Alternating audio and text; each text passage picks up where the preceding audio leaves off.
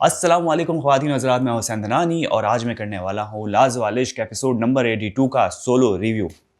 तो जनाब 81 का जो एपिसोड गुजरा था बड़ा ही अनएक्सपेक्टेड था और फ़ातिमा को लेके बड़ा ही उसे जो है वो उसको मिमिक किया गया, उसके बारे में बातें की गई। और आज के एपिसोड की बात की जाए तो भी आज जो है वो फ़ातिमा का ज़िक्र था हर जगह पे और ऐसा लग रहा था कि जैसे फ़ातिमा चली गई है तो बहुत बड़ा जो है वो सर से बोझ उतर गया है, नेगेटिविटी चली गई है। और जो ये लोग कह भी रहे थे, अब इतनी चुन चुन के बातें बाहर आ रही है फ़ातिमा की और लोग एक आपस में बातें कर रहे हैं और रिवलेशन हो रही है कि भाई इसने मेरे बारे में ये बोला था, अच्छा तुम्हारे बारे में ये बोला था, मेरे बारे में ये, तुम्हारे बारे में ये।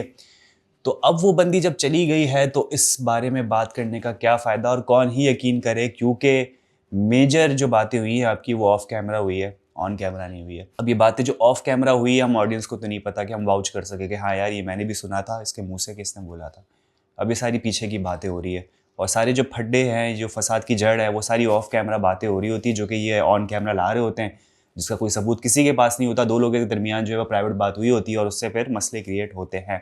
तो फ़ातिमा की भी बहुत सारी ऑफ कैमरा बातें हैं वो लाई गई हैं, या फिर कुछ ऐसी ऑन कैमरा बातें जो शायद एडिट में नहीं आई या फिर दिखाई नहीं गई, तो उस पर जो है वो मसले हो रहे हैं। और फिर वो बताया गया कि इसने तुम्हारे बारे में ये बोला था, ये बोला था।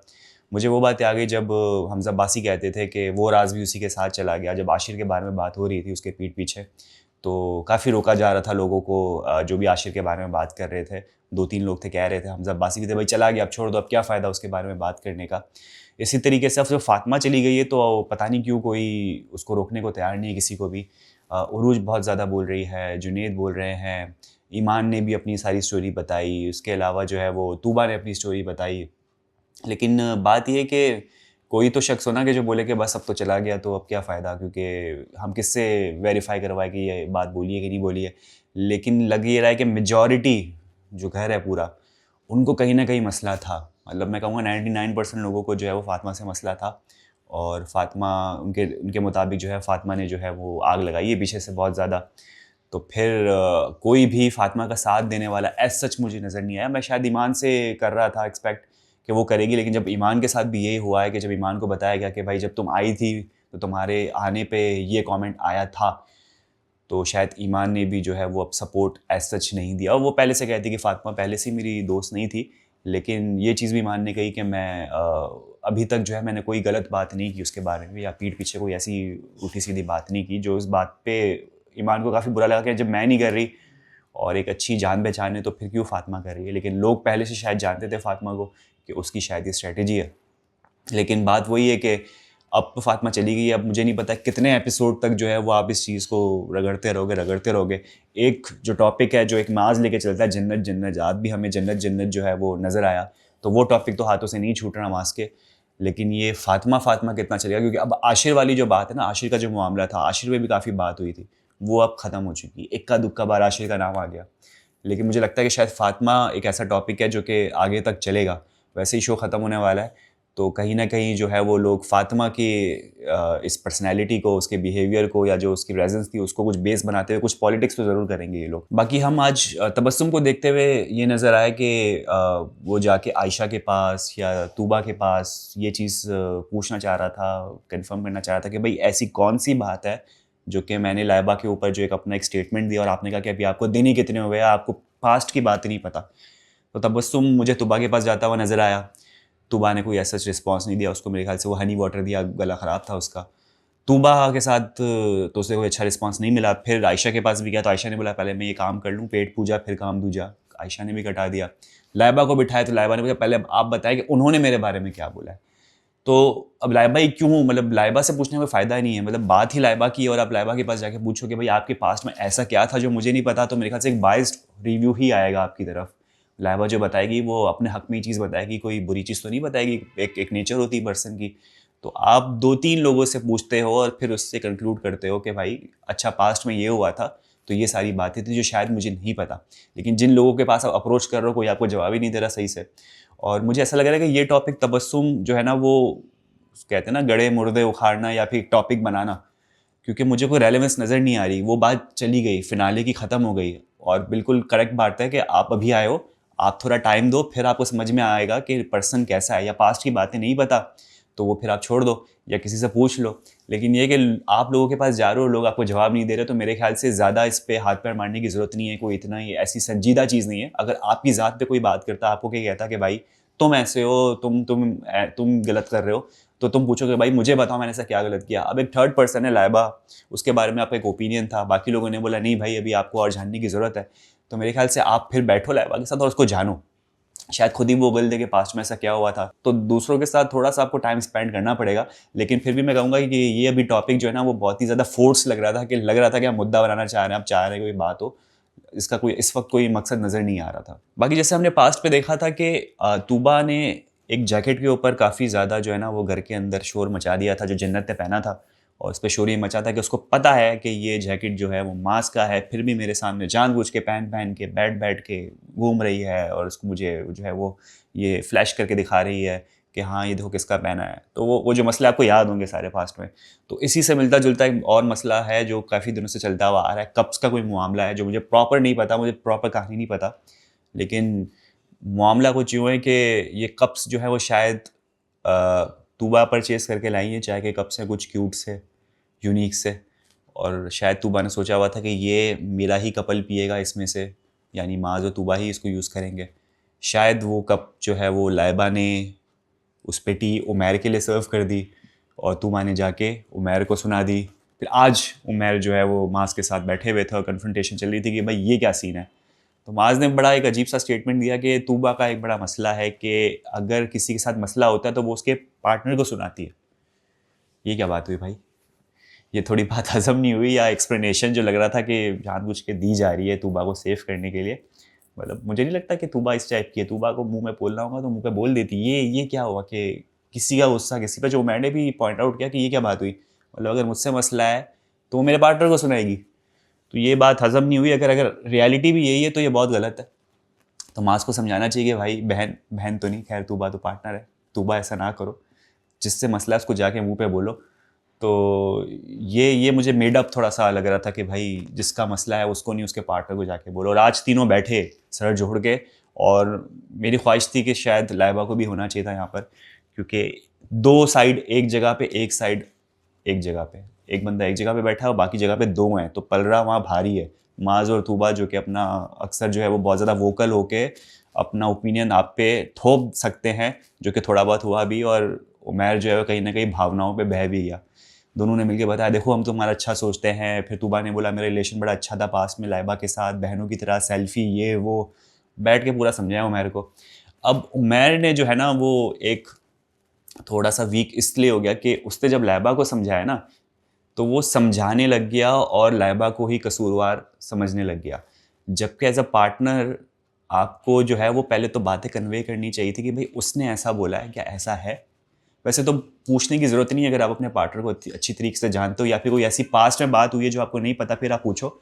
लेकिन पार्टनर्स को पता होती, जिस तरह से आज कह रहा था ना हमजा अब्बासी कि मैं जा के उरूज को सब बता देता हूँ, ऐसा ही होता है।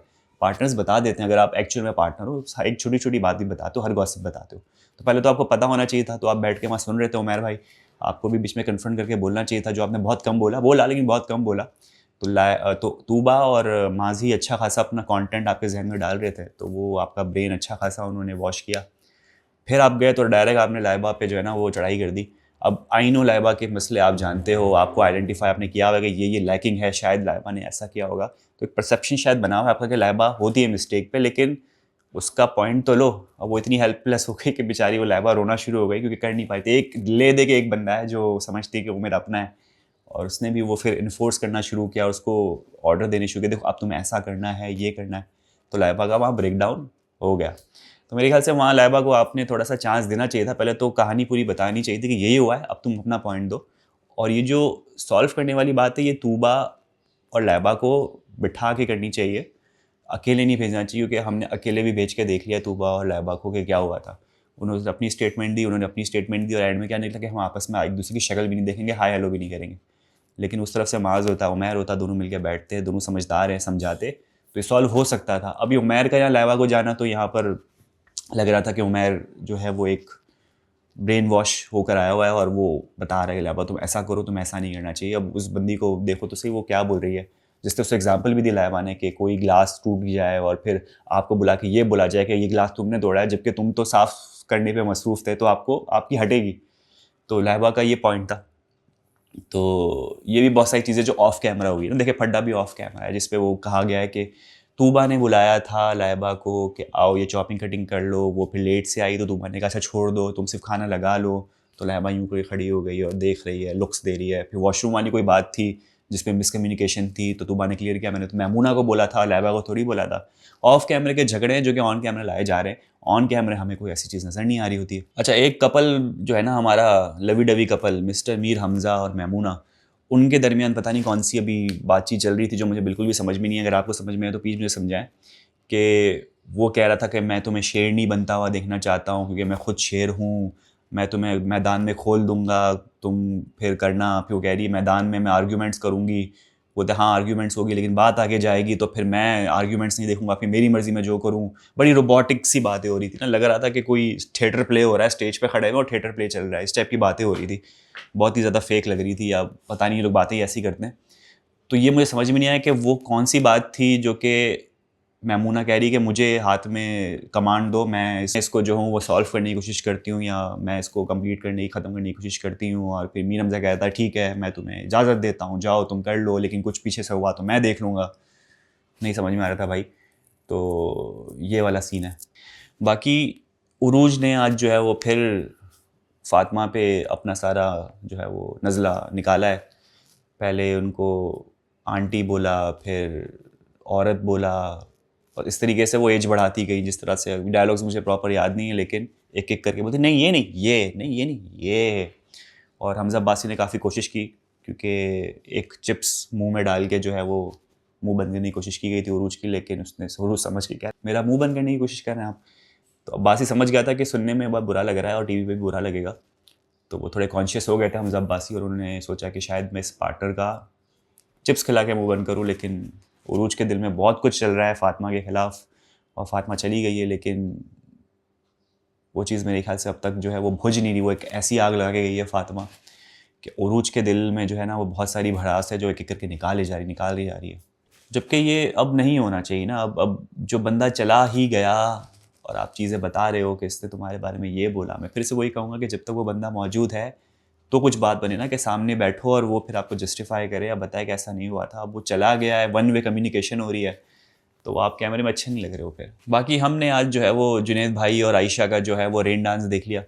एक कपल, दूसरी तरफ जो हमारे शिराज भाई और बतूल हैं, उसमें बतूल की ख्वाहिश थी कि वो रेन डांस करे, लेकिन शिराज की मेरे ख्याल से तबीयत वगैरह कुछ ख़राब थी, क्योंकि बतूल जो आज स्टोरी बना रही थी काफ़ी अजीब सी बता रही थी कि शिराज कुछ ज़्यादा ही अनकॉन्शियस हो चुके थे और अजीब अजीब सी बातें कर रहे थे। उनको ये भी नहीं पता कि उनको किसने चाय पिलाई है, किसने उठा के यहाँ रखा है, ब्लड प्रेशर माज ने चेक किया है, तो ये बातें हमें नहीं पता।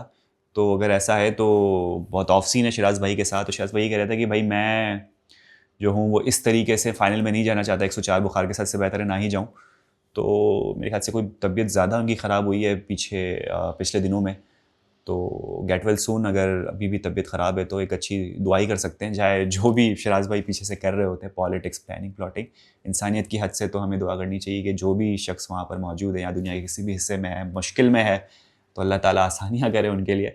लेकिन ये बतूल ने चीज़ बताई कि बहुत ज़्यादा अनकॉन्शियस हो गए थे, शायद ब्लड प्रेशर डाउन हो गया था, तो वो तो रेन डांस नहीं कर रहे थे। लेकिन दूसरा कपल जो हमारा जुनैद और आयशा का कपल है, वो आज काफ़ी ज़्यादा मस्ती मजाक करते हुए नज़र आ रहे थे और रेन डांस कर रहे थे। तो थोड़ा सा अजीब लग रहा था, अच्छा नहीं लग रहा था। रेन डांस अजीब सा क्रिंजी सा लग रहा था, लेकिन इन्जॉय करें। जब मैमून और मीर हमज़ा कर सकते हैं तो इन बेचारों को कौन रोक सकता है, ये भी कर सकते हैं। तो जहाँ पर फ़ातिमा के बारे में बात चल रही है, तो कुछ हमज़ा गुल के बारे में भी बात चल रही है। उरूज ने आज कुछ और इंकशाफात किए जो पुराने एपिसोड में भी हमें उसकी झलक मिली थी, कि जिसमें हमज़ा गुल ने सबसे पहले तो ये इंकशाफ है कि हमज़ा गुल का कोई पास में रिलेशन चल रहा है, जो कि हमें याद होगा पुराने एपिसोड में कि इस चक्कर में मास को फंसा दिया था हमज़ा गुल ने अपनी पुरानी कोई चैट्स अब्बासी के साथ शेयर की, जिस पे पुरानी तो नहीं थी, खैर वो एग्जिस्टिंग चैट उस वक्त की थी, लाइव लड़की जो है वो उससे बातचीत चल रही थी, और हमज़ा गुल ने कहा मैं प्रपोज़ करना चाहता हूँ। हमज़ा गुल पे ये भी इल्ज़ाम है या उनका स्टेटमेंट है कि भाई मैं तंग आ गया हूँ, मुझे यहाँ से निकलना है, फ़ातिमा जो है ना मुझे बिल्कुल भी समझ नहीं आ रही। और यही कहीं ना कहीं अपने बॉडी लैंग्वेज पे देखा भी है। जो हमज़ा गुल एक पिंक सोफे पे बैठे होते थे टांग यूँ करके, वो बस लेट डाउन है, कोई चीज़ नहीं कर रहे, कोई एक्टिविटी में हिस्सा नहीं ले रहे प्रॉपर, बस एक जगह पे होते थे, तो हम भी अपने रिव्यूज़ में ये कहते थे कि यार ये बंदा फेड अप हो चुका है मेरे ख्याल से। तो वो बात मैं थोड़ी सी एग्री करूँगा कि हाँ, शायद वो एज ए कपल फातिमा को नहीं समझ पा रहे थे और बस जस्ट फॉर द गेम कि चलो भाई जितना आगे जा सकते हैं जाते हैं, क्योंकि पर वीक के हिसाब से उनको पेमेंट तो हो रही होती है। तो हमजा गुल ने सोचा चलो यार बैठ जाते हैं और कुछ कमा लेते हैं, जब तक लिखा है तब तक रहते हैं, जब निकाल देंगे तो निकल जाएंगे। तो ये एक बात थी। दूसरी थी कि फातिमा के ऊपर बात है कि फातिमा भी कह रही थी कि जब उसे पता चला कि गुल का कोई है बाहर तो उसको जुनैद चाहिए था। तो उरूज सारी बैठ के चीज़ें सुना रही थी। फिर गुल ने किस तरीके से जो है वो उरूज को प्रपोज किया कि लेट्स स्विच, तो उरूज ने बोला पागल हो गए हो क्या। तो ये सब चीज़ें हुई हैं। कब हुई है? Of the camera.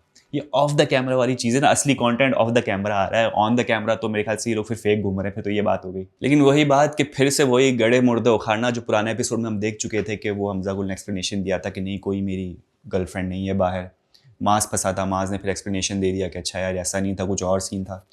लेकिन वही बात है, हमजा गुल सामने नहीं बैठा तो ये कीचड़ उछालने वाली बात हुई कि जब तक हम वेरीफाई नहीं कर सकते तो आप बस स्पून फीड कर रहे हैं पब्लिक के दिमाग में और वहाँ के लोगों के दिमाग में आप ये डाल रहे हैं कि भाई ये अच्छा नहीं था, इसने जो डिच किया, फातिमा अच्छी नहीं थी, मैनिपुलेटिव थी।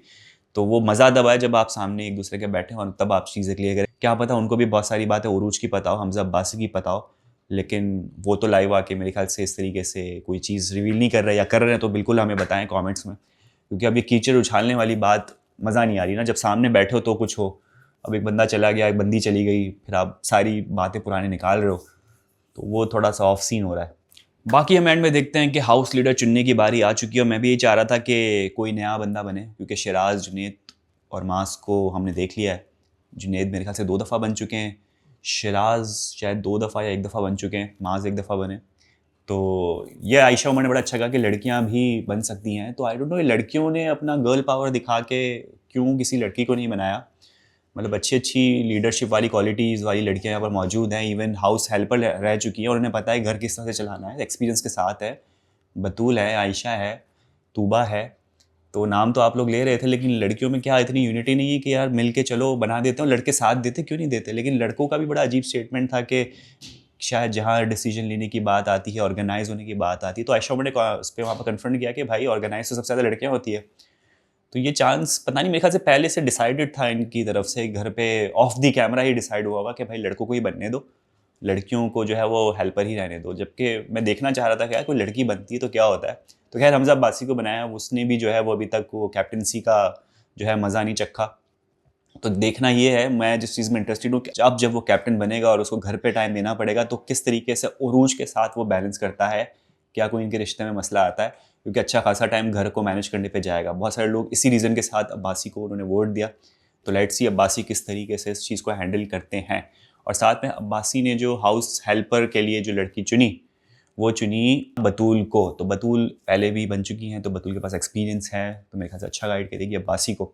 लेट्स सी कि क्या होता है। लेकिन ट्रेलर में मैंने देखा कि मैमूना रो रही थी, मीर हमजा उनको चुप करवा रहा है, कुछ तो गड़बड़ है, दया पता लगाओ क्या हुआ है। तो ये जो अभी आज एपिसोड आएगा उस पर देखना है कि मैमूना के साथ क्या सीन हो चुका है, जो रो रही है, फूट फूट के रो रही है भाई।